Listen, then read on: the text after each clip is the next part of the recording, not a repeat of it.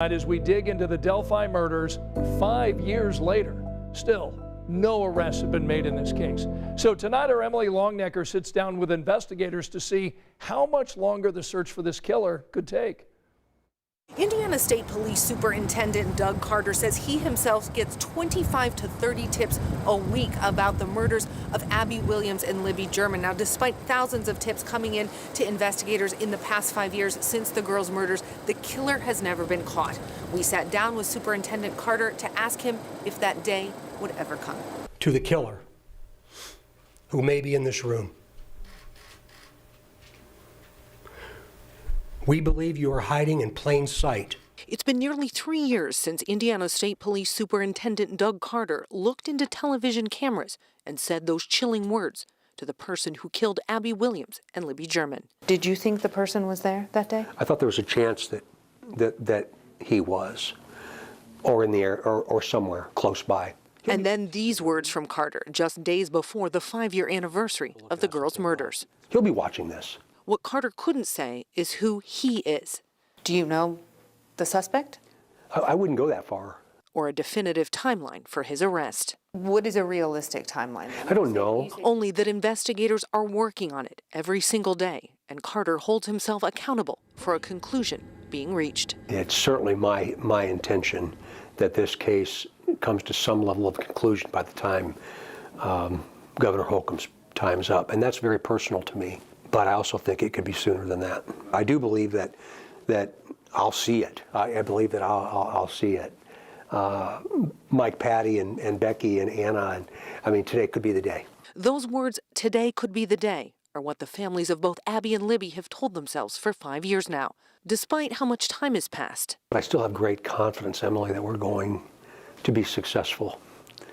And that's not just because I'm an optimistic guy. Eventually, I'll be able to tell the world what we know, and the rest of the group will be able to tell the world what we know. Unfortunately, I can't right now. Since the girls' murders, investigators have released pieces of information at different times. Audio and video Libby captured on her cell phone the day the girls were killed. And 2 sketches of who investigators said they were looking for. This was the first sketch. Then, 2 years later, a very different sketch of what investigators believed the killer looked like. That was a very significant shift for us, and we had fully anticipated the criticism. But remember, a sketch is not a photograph, and I think eventually what we'll be able to do is put the face of the murderer up in between those 2 sketches, and we'll be able to merge them together and become one. The latest development came late last year when state police asked for information from anyone who had contact with the social media profile Anthony_Shots, saying it was connected to the case. I'm not going to talk about where we are because of that, but I can tell you we gleaned a tremendous amount of very positive information, and we're continuing to run those tips down. Do we think this person is local?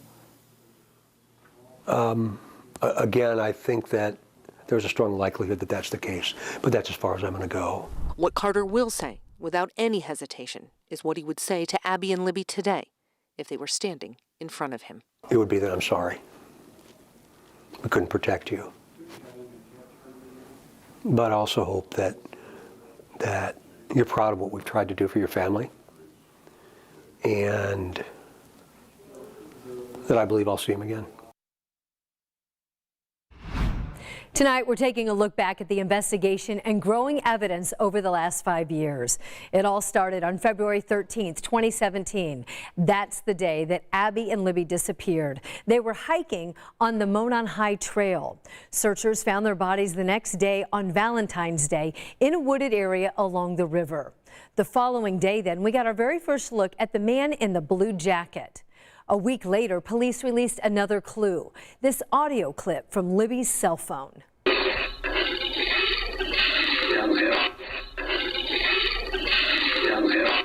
Those then were the only clues we had for about 5 months. But then on July 17th in 2017, police released this, a sketch of the suspect.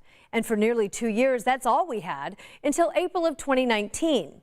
That's when Indiana State Police announced that they were moving the investigation in a new direction. And they shared just a few more seconds of that video that we've seen from Libby's cell phone. This is the video of the man in the blue jacket. And also they released a new sketch of the suspect. Fast forward to December 6, 2021. That's when Indiana State Police said that they needed information about the social media account Anthony Shots. The man accused of running that account, Keegan Klein, now is in jail on charges for crimes against children. He is not charged in the Delphi murders. Efforts to solve this case have gripped national attention over the last 5 years. The families of Abby and Libby appeared on shows like Dr. Phil and Dr. Oz, pleading for information leading to an arrest. The popular podcast Crime Junkies covered this case, spreading awareness to thousands of listeners. Even local efforts have had a huge reach.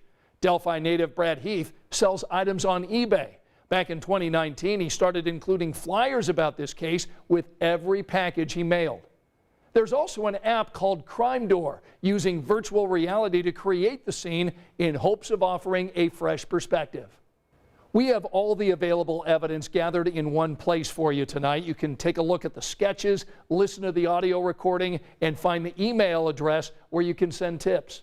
You can find it all right now on the WTHR app. And that wraps up tonight's big story.